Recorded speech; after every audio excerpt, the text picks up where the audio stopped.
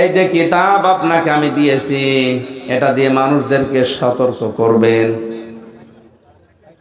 আর ওই সময় যেন আপনার মনে কোনো সংকীর্ণতা, দ্বিধা, দ্বন্দ্ব, ভয়, ভীতি, সংশয়, সন্দেহ এগুলো কাজ না করে। এখানে হারাজনের ব্যাখ্যা পেয়েছি আমি তাফসিরে দুইটা। এক নম্বরে হারাজনের ব্যাখ্যা হচ্ছে কোরআন দিয়ে যখন তাফসির করতে যাবেন, অনেক মানুষ কোরআনের বক্তব্য না বোঝার কারণে ভুল বুঝতে পারে। এরকম মানুষ আছে দেশে। দ্বিতীয় ব্যাখ্যা হচ্ছে কোরআন দিয়ে যখন তাফসির করবেন, তাফসির শব্দের শাব্দিক অর্থ হচ্ছে খুলে ফেলা।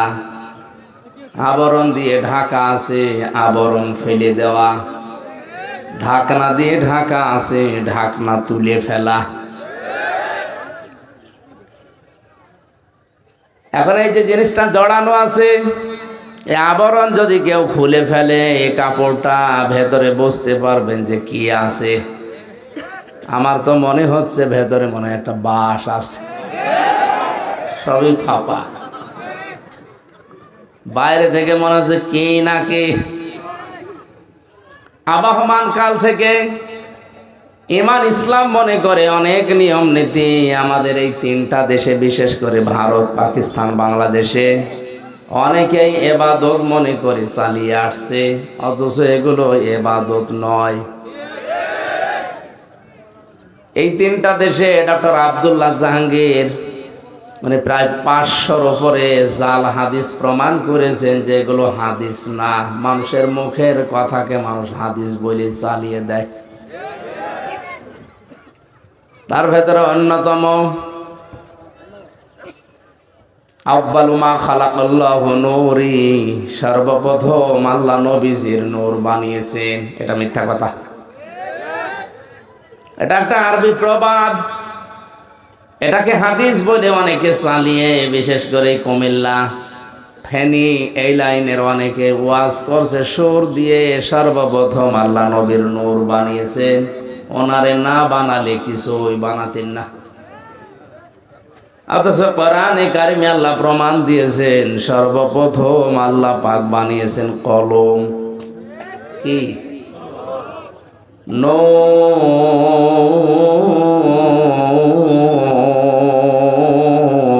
ওয়াল কলামি ওয়া মা ইয়াসতুরুন। আল্লাহ পাক বলেন, হে নবী, কলমের কসম, এবং কলম দিয়ে লেখকরা যা লেখে ওই লিখিত জিনিসের কসম।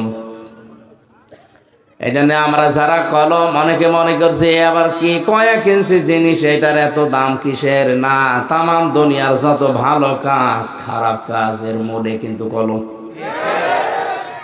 মানুষের ফাঁসির রায় লেখে কি দিয়ে? জমি জাল দলিল করে নেয় কি নিয়ে? একটা মানুষকে সাদা থেকে কালো বানিয়ে দেয় কি দিয়ে? যত কিছুর মূলে আপনি হাত দিয়ে দেখবেন কলম। এজন্য কলমের অনেক দাম। এটা যার হাতে থাকে ওকেও আল্লাহ কসম দিচ্ছে, সাবধান, তুমি যা লিখছো এই লিখিত জিনিসেরও কসম দিলাম। হয়তো অধ্যাপক সাহেব 20 বছর পরে পৃথিবীতে থাকবে না, এমন কিছু লিখেছে যেটা থাকবে। ওইটার দ্বারা জাতি যদি উপকার পায়, আল্লাহর পথের সন্ধান পায়, কিয়ামত পর্যন্ত কবরের সওয়াব যেতে থাকবে। আর ওইটার দ্বারা যাতে যদি পথভ্রষ্ট হয়, আল্লাহর পথ থেকে যদি মানুষকে সরানোর জন্য লিখে থাকে, যতদিন পর্যন্ত মানুষ গোমরা হবে ওনার কবরের শাস্তি যেতে থাকবে। এরকম প্রায় 550-র উপরে উনি হাদিস এনেছে। হাদিসের নামে জালিয়াতি, ডক্টর আব্দুল্লাহ জাহাঙ্গীরের লেখা। এই বইটা যদি শিক্ষিত মানুষ পান, কিনে দেখবেন কত কিছু বানানো চলছে, বিশেষ করে এই তিনটা দেশে। তাহলে তাফসীর করলে ওই নিয়ম নীতি ইবাদত বলে টিকবে না, সব বাতিল হয়ে যাবে। এতদিন পর্যন্ত যারা ওটা ইবাদত মনে করে করছে, তারা আমারে ভালোবাসবে? বলেন বলেন। ওই মানুষগুলো তখন মন খারাপ হবে, বলবে এ কি বলে? যারা আমারে নিয়ে এসেছিল হাদিয়া তোফা নজর নিয়াজ দিয়া দূরের কথা, তখন তাড়া দেবে।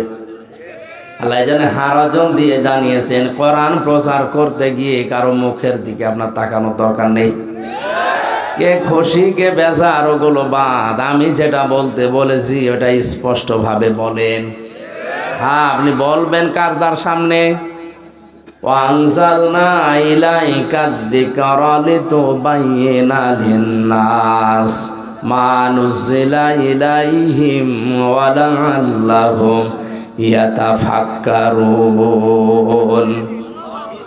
সূরা নাহাল 14 নম্বর পারার 11 নম্বর পৃষ্ঠার 3 নম্বর লাইনের 44 নম্বর আয়াতের শেষের দিকে আছে। এটা তাফসিরে ফি জিলালিল কোরআনে পাবেন। আল্লাহ পাক বলেন, হে নবী, এই কোরআন, এই জিকির, এই উপদেশ বাণী আপনাকে আমি দিয়েছি, এটা শুধু চুমা খাবেন। হ্যাঁ, স্পষ্ট ভাষায় আপনি বর্ণনা দেবেন, ব্যাখ্যা করবেন। কাদের সামনে? লিন্নাস, মানুষের সামনে। কার সামনে? এই যে লাম শব্দটা আরবি গ্রামার অনুযায়ী তাফসিরে ব্যবহার হয় 13টা অর্থে। এর 1 নাম্বার অর্থ হচ্ছে লাম ব্যবহার করা হয় জীবিত মানুষদের জন্যে। তাহলে কোরআন প্রচার করা লাগবে জীবিত মানুষদের সামনে না মরা মানুষের সামনে? অথচ এদেশের কৃষ্টি কালচার পাল্টিয়ে ফেলেছে অনেকে। কোরআন পড়াও হয় মানুষ মরে গেলে। আর আমার তো যতটুকু ধারণা, মানুষ মরে গেলে যদি কেউ কোরআন পড়ে, ওর জীবন যদি কোরআনের উপরে না চলে, ওর শাস্তি আরো বাড়বে। কারণ ফেরেশতা আজরাইল একা আসে না, হাজার হাজার ফেরেশতা তার সাথে আসবে।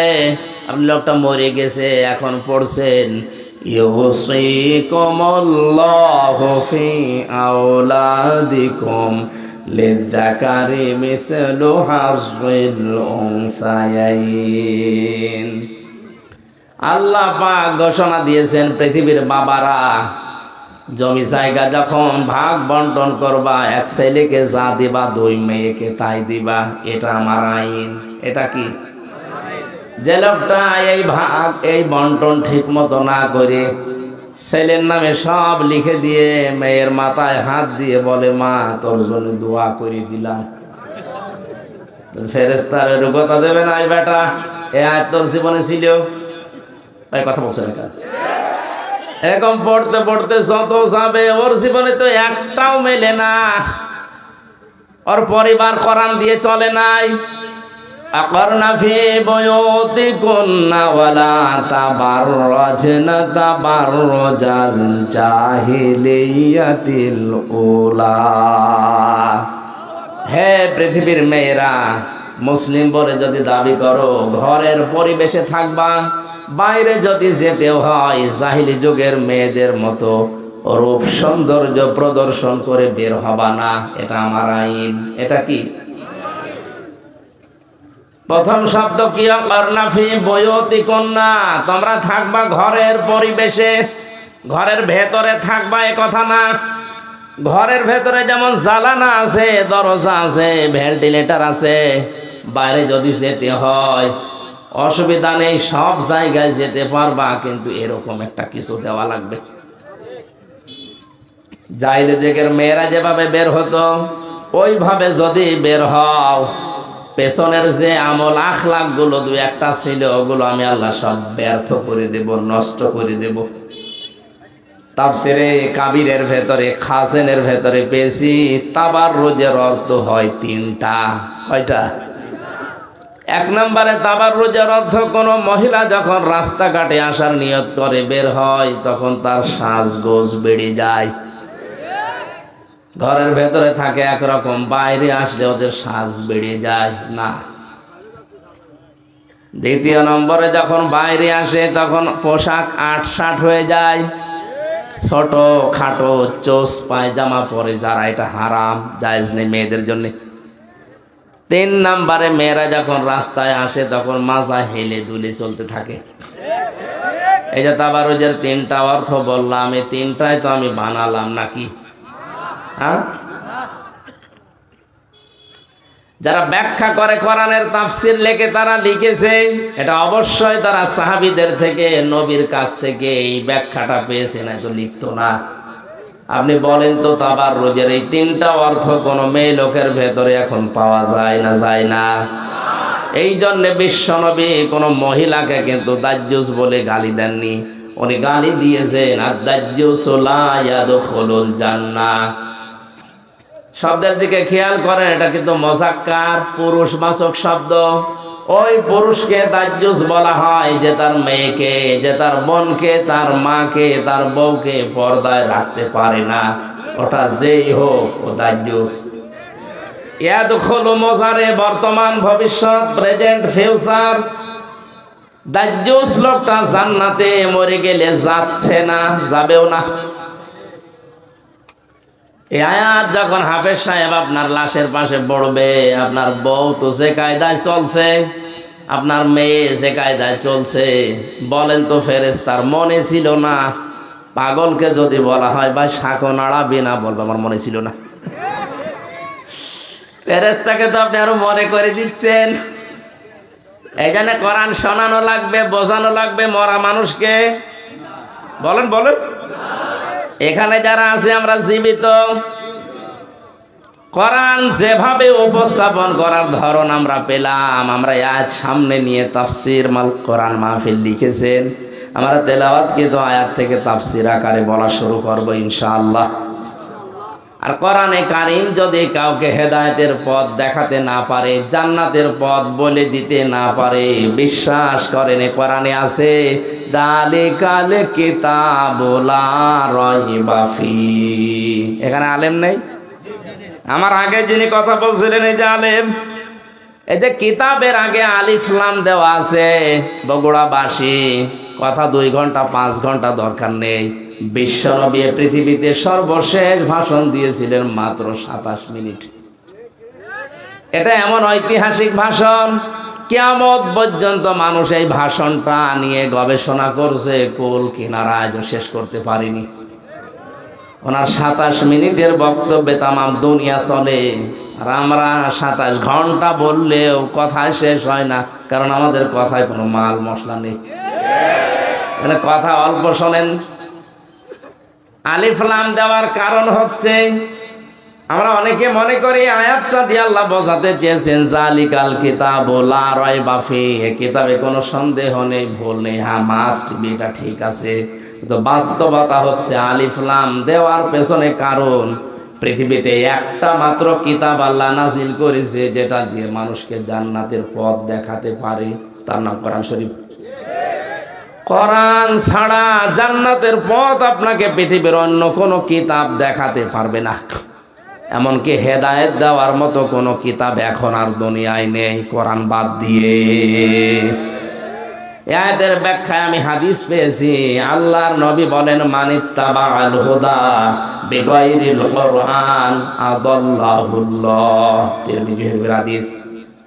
আল্লাহর নবী বলেন কোরআনে কারীম বাদ দিয়ে পৃথিবীর কোন জায়গায় যদি কেউ ছোটাছুটি করে, দৌড়িয়ে যায়, তার নিয়ত যতই ভালো থাকুক যে আমি ভালো হতে যাচ্ছি, এই ভালো করে শোনেন, কোন মানুষের নিয়ত যত বড় শুদ্ধ থাক, ভালো থাক, সহি থাক যে আমি ভালো হতে যাচ্ছি, কিন্তু সেখানে যদি কোরআন না থাকে, কোরআনের কর্মসূচি না থাকে, এই হাদিসের ব্যাখ্যা হচ্ছে আদাল্লাহুল্লাহ। শব্দটা খুব মারাত্মক শব্দ, আদাল্লা ইউদিল্লু বাবে ইফআল থেকে এসেছে। বাংলা অর্থ কি দাঁড়ায় জিজ্ঞাসা করেন তো? যদি নবী দল্লা দিতেন, দল্লা ইয়াদিল্লু, বাংলা অর্থ আসতো আপনি নিজেই নিজেকে খারাপ বানিয়ে ফেলেছেন। কিন্তু আদাল্লা শব্দ আসার কারণে বাংলা অর্থ দাঁড়াবে আপনার হয়তো নিয়ত ভালো ছিল, কিন্তু কোরআন সেখানে ছিল না, এই জন্য আল্লাহ নিজে দায়িত্ব নিয়ে আপনাকে খারাপ বানাবে। এ কথার লোড টের পাচ্ছেন কত? হেদায়েত দেওয়ার একচ্ছত্র মালিকানা হামজার, কার? বলেন বলেন। আমরা সবাই বিশ্বাস করি মানুষকে হেদায়েত দিতে পারে শুধুমাত্র কে? এটা নবীজিও পারে না। নবীজি যদি পারতেন, ওনার চাচা আবু তালেবকে মুসলমান বানিয়ে ফেলতেন। কানের কাছে যে বলেছিলেন ইয়া আম্মি আবি তালিব কুল লা ইলাহা ইল্লাল্লাহ হাজ্জুল লাকা ইনদাল্লাহি ইয়াউমাল কিয়ামাহ, রাহুল বুখারী। হে চাচা, জোরে বলা লাগবে না, আমার কানের কাছে মুখ নিয়ে শুধু আস্তে করে আল্লাহর ঘোষণা দেন যে লা ইলাহা ইল্লাল্লাহ, মুহাম্মদ রাসূলুল্লাহ বলার দরকার নেই, কারণ ওটা আমি নিজেই জানি। আপনি শুধু আল্লাহর ঘোষণাটা আমার কানের কাছে শোনান যে আমি সাক্ষী আছি, তাহলে কিয়ামতে ঝগড়া করে আপনাকে আমি জান্নাতে দিয়ে দেব। পাশে দাঁড়িয়েছিল আবু সুফিয়ান আর আবু জেহেল, ডাক দিয়ে বলে, নেতা পড়বা, সারা জীবন বাপদাদার ধর্ম অনুসরণ করলে, এখন এই নতুন ধর্ম ভাতিজা এনেছে, এইটা মেনে নিয়ে কলঙ্কিত হবা। নবীজির মুখের দিকে তাকিয়ে বলে, ভাতিজা মোহাম্মদ, তুমি আমারে মাফ করে দিও, আমি পারলাম না। আমি এইটা পড়ে যদি মারা যায়, মানুষ আমারে কা পুরুষ বলবে, ভীরু বলবে, তুমি আমারে মাফ করে দিও। নবীজির মন খারাপ হয়ে গেল। আল্লাহ জিবরাইলকে বললেন, যান এই আয়াতটা নিয়ে ওনাকে শোনান, ইন্নাকা লা তাহদি মান আহবাবতা ওয়ালাকিন্নাল্লাহা ইয়াহদি মান ইয়াশা। সূরা কাসাস 20 নম্বর পারা 11 নম্বর পৃষ্ঠার 10 নম্বর লাইনের 56 নম্বর আয়াতের প্রথম অংশে আছে। এটা ইবনে কাসিরে পাবেন। আল্লাহ পাক বলেন, হে নবী, মন খারাপ করেন কেন? হেদায়েতকে আমি আপনার হাতে দিয়েছি, যে যাকে ভালোবাসেন তাকে দিয়ে দেবেন। আপনি যাকে পছন্দ করেন, ভালোবাসেন, তাকে আপনি দিতে পারবেন না। আমি জানি হেদায়েত কাকে দিতে হয়, ওটা আপনার চাইতে আমার ভালো জানা আছে। এ লোকটা আপনার চাচা, আমি জানি, সারা জীবন আপনাকে লালন পালন করেছে, বাড়িতে রেখে আমি দেখেছি, কিন্তু লোকটা তো মন নেই। আপনি এত করে বোঝালেন, এত কায়দায় বললেন যে আমার কানের কাছে শুধু আল্লাহর ঘোষণাটা দিন, অন্তত আমি সাক্ষী থাকি। মুহাম্মাদুর রাসূলুল্লাহ বলারও দরকার নেই, এরপরেও লোকটা বলে নাই, ওর পেছনের দিকে তাকিয়ে বলে নাই, আমি ওকে মাফ করি নাই। এরপরেও নবীজি রক্তের টানে পড়ে ওনার কবরের পাশে দাঁড়িয়ে দোয়া করেছিলেন, আল্লাহ আমার চাচা আবু তালিবকে তুমি মাফ করে দাও। সঙ্গে সঙ্গে ফেরেশতা জিবরাইল এসে বলে, হে নবী, হাত নামান। কার জন্য হাত তুলেছেন? মা কানা লিন নাবিয়্যি ওয়াল্লাযীনা আমানু আইয়াস্তাগফিরু লিল মুশরিকিন ইলা আখির আয়া। সূরা তাওবা 11 নম্বর পৃষ্ঠার 4 নম্বর 11 নম্বর পারার 4 নম্বর পৃষ্ঠার 4 নম্বর লাইনের 113 নম্বর আয়াতের প্রথম অংশে আছে। এটাও ইবনে কাসিরে আছে। তাফসিরে ইবনে কাসিরে আল্লামা ইমাদউদ্দিন রাহমাতুল্লাহ আলাইহি বলেন, নবীজি যখন হাত তুলেছিলেন, আল্লাহ বললেন ফেরত দেন। আপনার মাথায় যদি মগজ থাকে, ভাবেন তো, যে লোকটা কোনোদিন হাত তোলা লাগে না, মনের ভেতরে কামনা আসলেই কবুল হয়ে গেছে। নবীজিকে আল্লাহ এত বড় পাওয়ার দিয়েছিলেন, উনি হা বললে হালাল হয়ে যেত, না বললে তামাম দুনিয়ার জন্য ওটা হারাম হয়ে যেত। এই দুনিয়ায় বসে একবার আঙ্গুল ইশারা করেছিলেন, চাঁদ 2 টুকরা হয়ে গেছে। এই পৃথিবীর ইতিহাসে এইটাই প্রথম, এইটাই শেষ। জমিন থেকে শুধু পা তুলেছিলেন, একবারে চলে গেছে আরশে। সুবহানাল্লাহ বলতে পারেন না? তার যে ক্ষমতা, পাওয়ার আপনি টের পেলেন কি? কোন জায়গার তার মর্যাদা কি? তিনি সারে শরীয়ত প্রণেতা। শুধু আল্লাহ বিধান দিয়েছেন তা না, উনিও সেটা হালাল বলতেন হালাল, হারাম বললে হারাম। এত বড় পাওয়ার তার। এই লোকটা হাত তুলে বসে আছে, জিবরাইল এসে হাত নামিয়ে বলছে, হাত নামান। কার জন্য হাত তুলেছেন আপনি? এই লোকটা আপনার চাচা, আল্লাহ জানে, কিন্তু লোকটা তো মুশরিক। লোকটা কি? কোন নবীর জন্য, কোন ইমানদারের জন্য এটা জায়েজ না, শোভনীয় না, উচিত না, বৈধ না যে কোনো মুশরিকের জন্য আল্লাহর কাছে ক্ষমা চাবে। ওয়ালাউ কানু উলি কুরবা, যদিও এটা নিজের নিকট আত্মীয় হয়। বগুড়া বাসে কিন্তু বিবেক খাটান। বিশ্ব নবীর মতো এত বড় পাওয়ারফুল লিডার দুনিয়াতে আর আসে নাই, কিয়ামত পর্যন্ত আসবে না। আল্লাহর ঘোষণা দেওয়া নেতৃত্বের গুণাবলী একজনের ভেতরে ছিল, তার নাম মুহাম্মদ রাসূলুল্লাহ। এখানে আল্লাহ তাকে নেতা বলে ডাক দিয়েছেন কোরআনে, ইয়াসিন নেতা। শব্দটা কঠিন শব্দ। হে নেতা বলে দুনিয়াতে একজন মানুষকে আল্লাহ তার জবান দিয়ে ডাক দিয়েছেন। পৃথিবীর আর কারো নামের আগে পরে ইয়াসিন নেই। সুবহানাল্লাহ বলতে পারেন না? এই নবীজি নিজের আপন চাচার জন্য হাত তুলে বসে আছে, আল্লাহ হাত ফেরত দিচ্ছে। চাচা মুশরিক এই কারণে, আর আমরা টাটকা মুশরিক মরে যাই। 10টা গরু জবাই করে তারে জান্নাতে দিয়ে আসি, মনে হয় যে কন্ট্রাক্টরই নিয়েছে। হেদায়েত আল্লাহ নবীর হাতেও দেয়নি, তাহলে দিলে আমাদের পর্যন্ত আসতো না। কথা বুঝতেছে? শব্দটা কি ছিল বলেন তো? আদাল্লাহ ইউদিল্লু। বাবে ইফাল থেকে আসার কারণে বাংলা অর্থই দাঁড়িয়ে গেছে। আপনি হয়তো ভালো নিয়ত কোনো জায়গায় গিয়েছিলেন, কিন্তু সেখানে কোরআন ছিল না, কোরআনের কর্মসূচি ছিল না। আল্লাহ নিজে দায়িত্ব নিয়ে হেদায়েতের রাস্তা থেকে ধাক্কা দিয়ে আপনারে ফেলে দেবে। হাদিস শোনার পরে কি সিদ্ধান্ত নেওয়া যায় না? যেখানে কোরআন নেই, ওই পীরের দরবার যদি আমার বাবাও তৈরি করে, ওই দরবারে আমি নেই। কারণ ওখানে যদি থাকি আমারে খারাপ বানাবে কে? আমার মনে হয় ভাষা বোঝে না। ভাষা বোঝে? যেখানে কোরআন নেই ওখানে যদি আমি ভালো হওয়ার নিয়তেও চাই, আমাকে গোমরা বানিয়ে দেবে কে?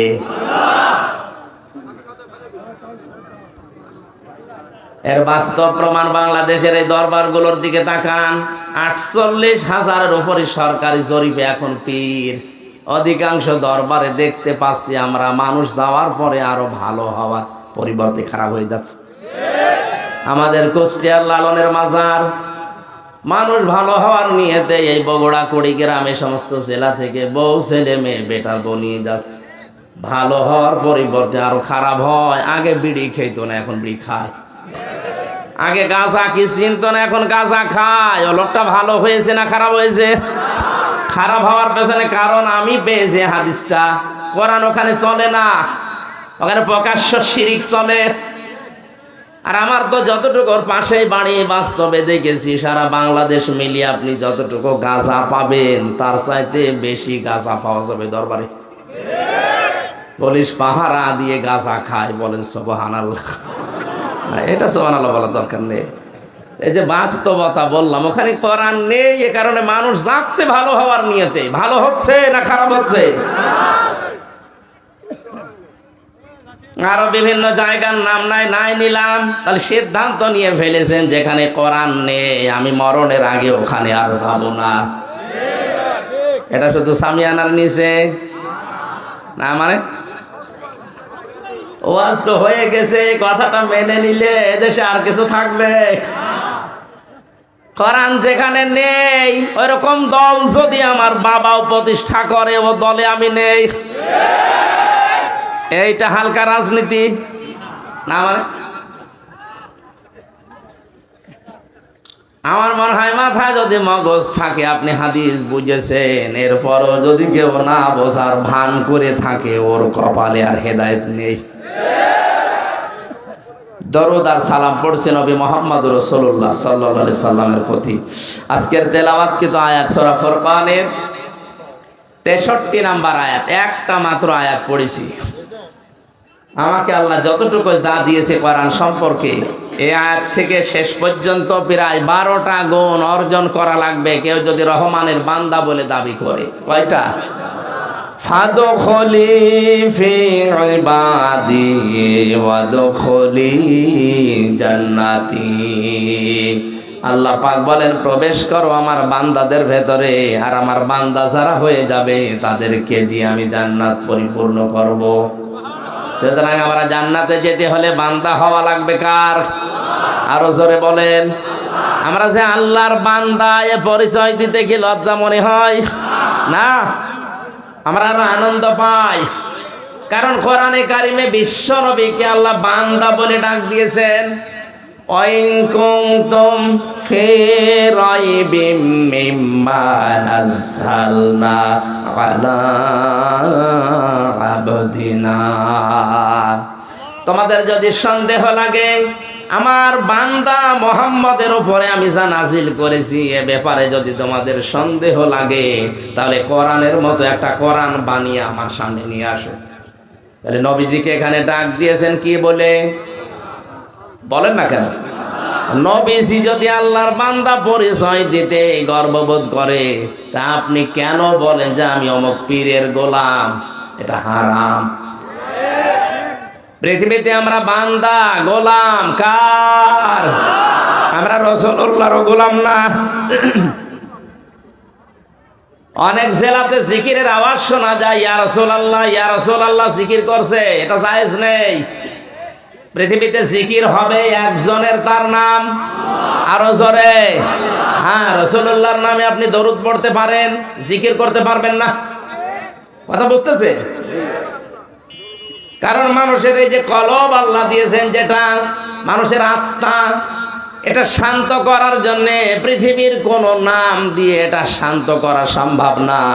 কোরআনে কারীম জানিয়েছে, আলা ফি যিকিরিল্লাহি তাতমাইন্নুল কুলুব।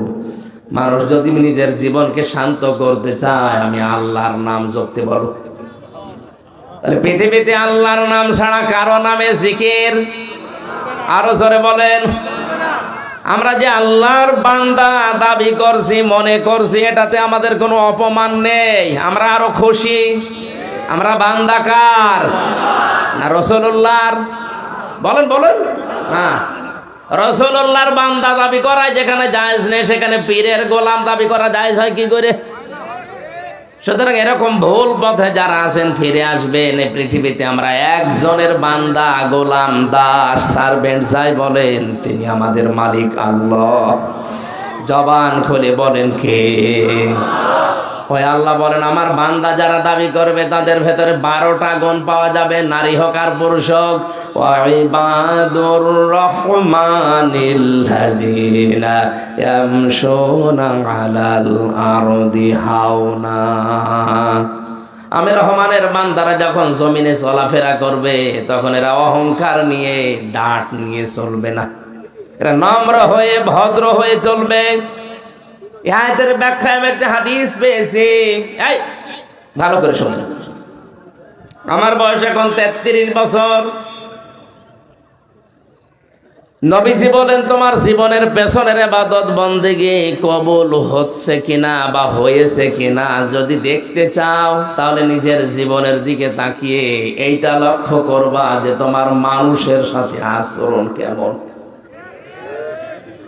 মানুষের সাথে মুআমালাত, মুআশারাত, আচরণ যদি ভালো হয়, পশুর মতো না হয়, মানুষের মতো হয়, তাহলে বুঝবা যে তোমার ইবাদত পেছনেরটা কবুল হয়েছে।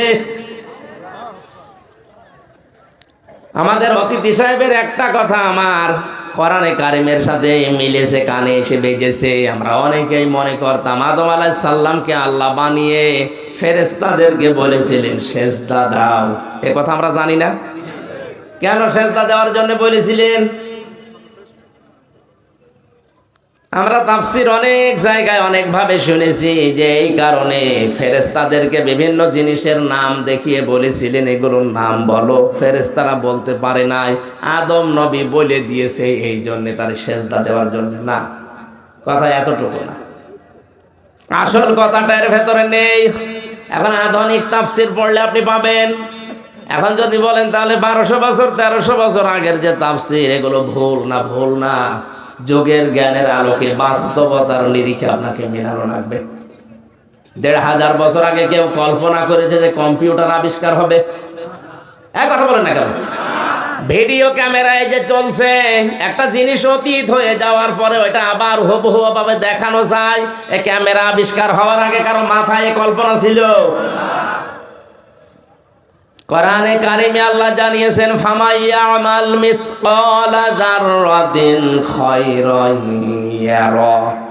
দুনিয়াতে কেউ যদি যাররা পরিমাণে ভালো খারাপ কাজ করে, কিয়ামতে তাকে ওইটা দেওয়া হবে। ঠিক আছে? না না, ঠিক নেই। হ্যাঁ, এখানে এরর আছে। কিন্তু আপনি আগের তাফসীর দেখেন, 1200 বছর আগে, 1000 বছর আগের তাফসীরে লেখা আছে দেওয়া হবে। কারণ ওই সময় তো ভিডিও ছিল না, ক্যামেরা ছিল না। ওনাকে যতই আপনি 1000 বছর আগে বোঝাতেন এটা কিন্তু তোমার দেখানো হবে, আপনাকে পাগল বলতো। কি বলেন আপনি, একটা জিনিস অতীত হয়ে যাওয়ার পর আবার দেখানো যায় কি করে? কিন্তু এখন যদি বলা হয় দুধের বাচ্চাও বুঝবে। বঙ্গবন্ধু সেই 71 সালে কি ভাষণ দিয়েছে, ওইটা হাত নাড়িয়েছে কি করে এখন দেখা যাচ্ছে। এক কথা বলে না, 53 বছর আগের জিনিস যদি এখন দেখানো যায়, আমি মারা গেলে আমার এই 50 বছরের রেকর্ড আল্লাহ দেখাতে পারবে না, উনি এত দুর্বল। এজন্য এখন তাফসীর করা লাগবে, এরা মানে দেওয়া হবে না, এরা মানে দেখানো হবে। আপনি কাকে কোন জায়গায় কোন অবস্থায় থাপ্পড় দিয়েছেন অন্যায় ভাবে, কিয়ামতে আপনি ভিডিও ক্লিপ আকারে দেখতে পাবেন যে এই যে ক্ষমতার অপব্যবহার করে থাপ্পড় দিয়েছেন, গোপন ষড়যন্ত্র করে কাকে কোন রাতে ধরিয়ে দিয়েছেন কেউ জানে না, ওই দিন দেখতে পাবেন। এটা কি 100 ভাগ বিশ্বাস করেন? বলেন। এটা 100 ভাগ বিশ্বাস যদি মানুষের ভেতরে থাকে, কোন কারণেও নামাজ পড়ে, রোজা রাখে, এরপরও বিনা কারণে মিথ্যা মামলা দিয়ে মানুষকে আটকে রাখে জেলখানায়। 3টা বছরের ভেতরে থেকে আমি যেটা বুঝেছি, ওখানে 1 লাখের উপরে আসামি আছে সারা দেশে। আমার মনে হয় মিথ্যা মামলাগুলো বাতিল হয়ে গেলে 10,000 মানুষ জেলে থাকবে না। আন্দাজে 1 কেস দিয়ে রেখে দিয়েছি, বছরের পর বছর কিছু জানেই না। হয় শত্রুতা আছে, ছোট মেয়েকে দিয়ে জেনার অপবাদ দিয়ে, ধর্ষণের মামলা দিয়ে তার 5 বছর জেল খাটিয়েছে, অথচ জেনা কি ধর্ষণ কেউ লোকটা বসেইনি। যে একটা রাগ আছে, ওই রাগ তুলতে গিয়ে নিজের মেয়েকে নিজের বোনকে ব্যবহার করে এরকম নিম্নি মানুষ নামে। আমি তো এটা বানালাম। এটা মানুষের উপরে অপবাদ চাপিয়ে দেওয়া, এটা যে কত বড় মারাত্মক। আপনারা আধা ঘন্টা মতো আছেন তো, 4:30টায় আজান হবে এখানে, 4:30টা পর্যন্ত নামাজ শেষ করে তারপরে যাবেন। আমার আসতে যেহেতু একটু দেরি হয়েছে, 1 আর 2 নম্বরে আপনাদেরও তো কাজকর্ম শেষ হয়নি। আমি শিক্ষার জন্য বলছি এটা কয়েক মিনিটে। ইমাম মালিক রহমতুল্লাহ আলাইহির জামানায় একটা মেয়ে লোক মারা যাওয়ার পর পাশের পাড়া থেকে এক মেয়ে লোক এসে তাকে লাশ ধোয়ানোর জন্য সাহায্য করছে। হঠাৎ করে তার এই রানের উপরে হাত গেছে আটকিয়ে, হাত আটকিয়ে যাওয়ার পরে আর খোলে না। এলাকার মসজিদের ইমাম যিনি কাজী, যিনি তাকে ডাক দেওয়া হলো, হাত খোলে না। কয়েক ঘন্টা চলে যাচ্ছে, মেয়েটা কান্নাকাটি করছে। ইমাম সাহেব ডাক দিয়ে বলছে, এক কাজ করেন, জীবিত মানুষের তো কিছু করা যাবে না, এই যে মহিলা মারা গেছে, ওর চামড়া ওই জায়গা থেকে গোল করে কাটি বাদ দিয়ে দেন। ওই মহিলার স্বামী আর সন্তান রাজি না, না আমার মা খুব ভালো মানুষ, আমার স্ত্রী অনেক পরহেজগার নেককার, মারা গেছে, এখন তার চামড়ার এই রানের চামড়া কেটে বাদ দেবেন, এটা আমরা মানি না, দরকার ওই মহিলার হাত কেটে বাদ দেন।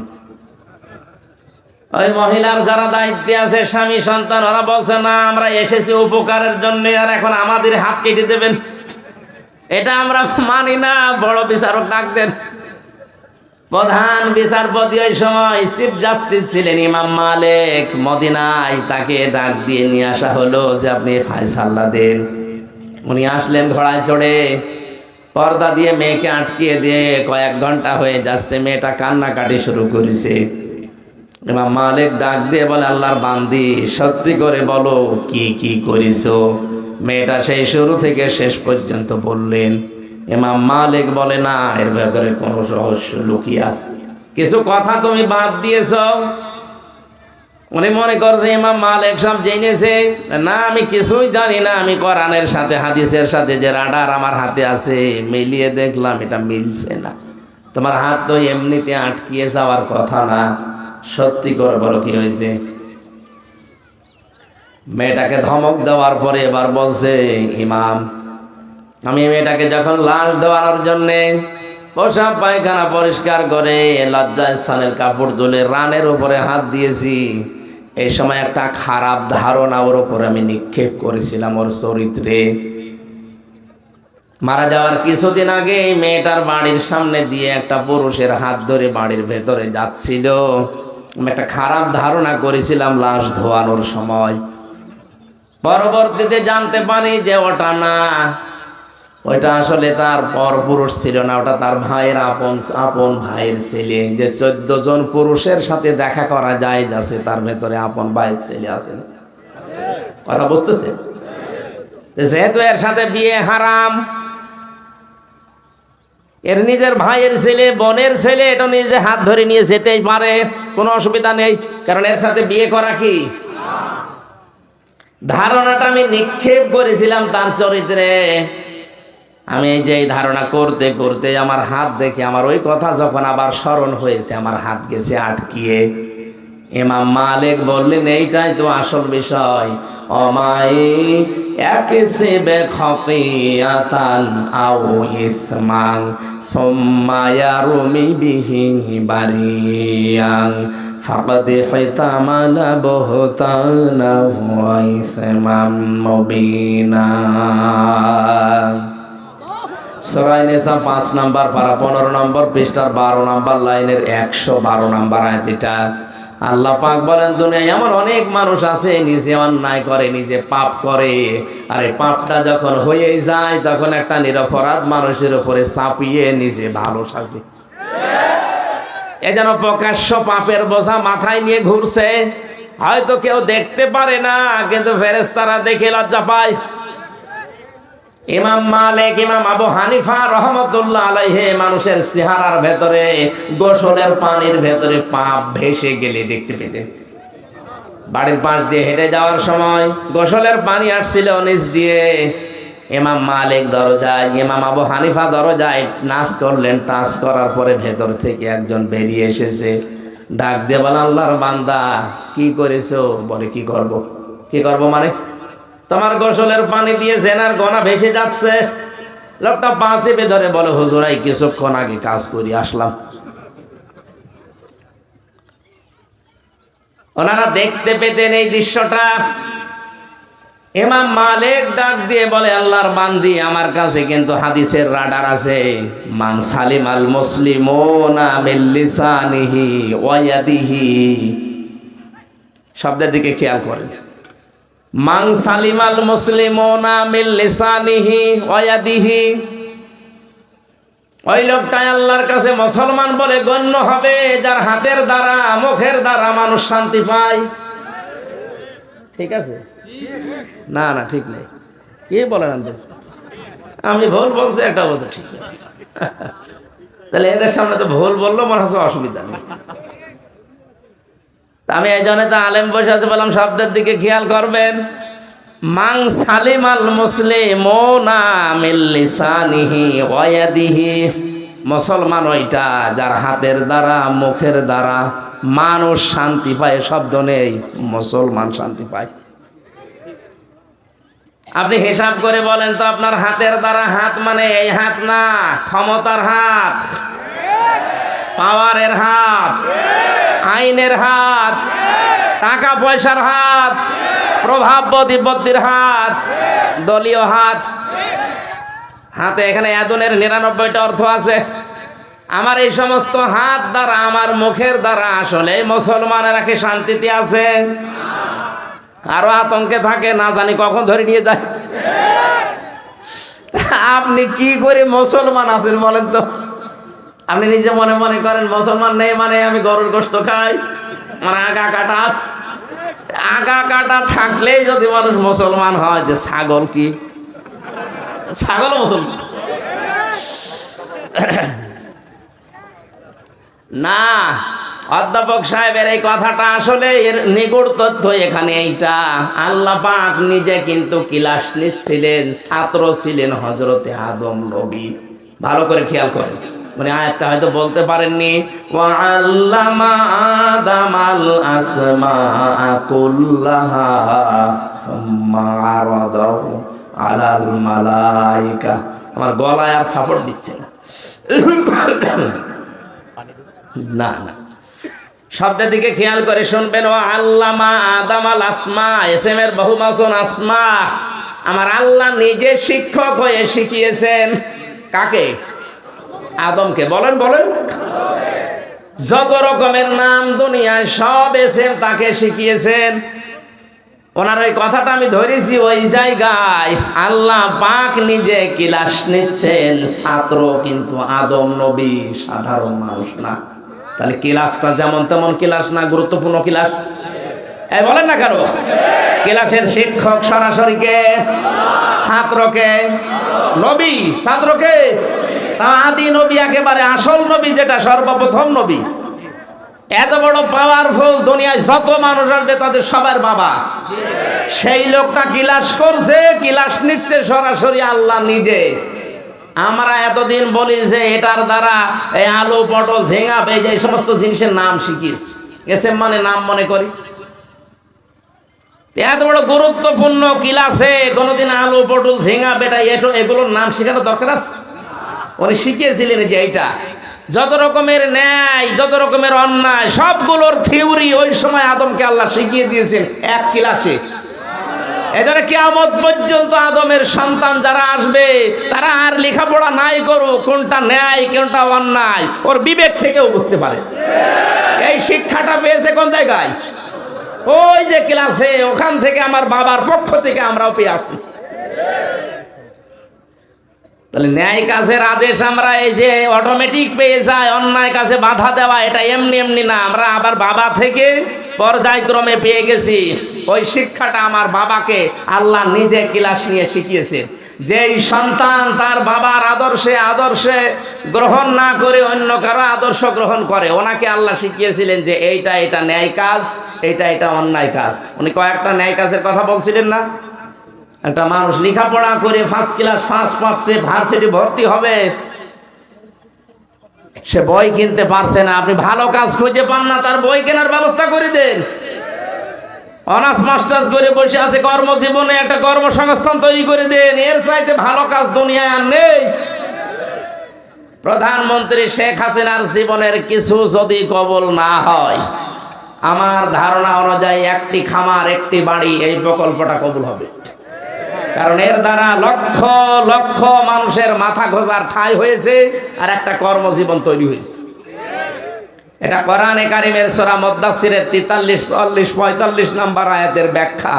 উনি হয়তো কোরআন পড়ে বা যারা আলেম ওলামা আছে তারা পড়িয়েছে, বুঝিয়েছে, এই কারণে এই প্রকল্প চালু করেছিল। যদিও অনেকে দুর্নীতি করেছে ভেতরে, রডের বদলে বাঁশ দিলে উনি করবে কি? কিন্তু প্রকল্প তো চালু করেছিল। এটার দ্বারা লক্ষ লক্ষ মানুষ একটা মাথা গোজার মতো ঘর পেয়েছে, আর খামার মানে একটা কর্মজীবনের মানে হালাল রুজি উপার্জন করার মতো একটা জায়গা পেয়েছে। আল্লাহ যেন তার এই কাজটা কবুল করে, তার জীবনের অপরাধ মাফ করে দেয়। আর ভালো কাজ যেগুলোই করে, যে 560টা 64টা মসজিদ বানিয়েছে, কেন উনি মন্দির বানাতে পারতো না? তাহলে মানুষ সেজদা দিত না শিরিক করতো? অন্তত আর যাই হোক এই মসজিদগুলোতে 5 বার হলেও তো আল্লাহু আকবারে ধ্বনি তো উচ্চারণ হবে। বলেন, ভালো কাজ যেই করুক না কেন, বিশেষ করে বাংলাদেশের এই বঙ্গবন্ধু টানেলটা আর এই পদ্মা সেতুটা, আর কিচ্ছু না করুক, কিছু মানুষ সমালোচনা করতে লাগলে বলে হ্যাঁ এগুলো ঋণ করে করা, ধার করে। আরে তুই ধার করে কর। রাস্তাঘাটের অবস্থা একেবারে খারাপ না, অনেক ভালো হয়েছে। কাজ যা চলছে যদি সঠিকভাবে এগুলো বন্টন সুষ্ঠুভাবে হয়, এ দেশও দেখার মতো হয়ে যাবে ইনশাআল্লাহ। মারিং কাটিংটা একটু কমানো লাগবে, এইটা ঝামেলায় আছে।